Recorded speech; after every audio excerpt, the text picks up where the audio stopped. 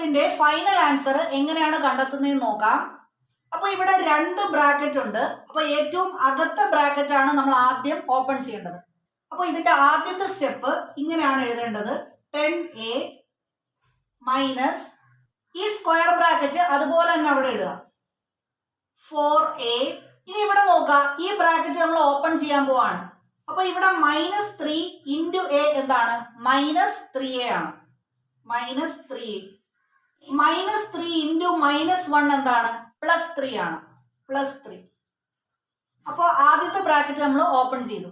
ഇനി അടുത്ത സ്റ്റെപ്പ് എഴുതുക. 10a മൈനസ് ഇവിടെ 4a - 3a എത്രയാണ്? a ആണ്. +3. ഇനി നമ്മൾ ഈ ബ്രാക്കറ്റ് ഓപ്പൺ ചെയ്യാൻ പോവാണ്. അപ്പോൾ 10a minus into A -a ആണ്. -a. മൈനസ് ഇൻറ്റു +3 -3 ആണ്. അപ്പൊ 10a മൈനസ് a 9a ആണ്. അപ്പോൾ 9a -3 എന്ന് നമുക്ക് ആൻസർ കിട്ടും. അങ്ങനെയാണെങ്കിൽ ഈ ക്വസ്റ്റ്യന്റെ ആൻസർ നിങ്ങൾ കമന്റ് ചെയ്യാം.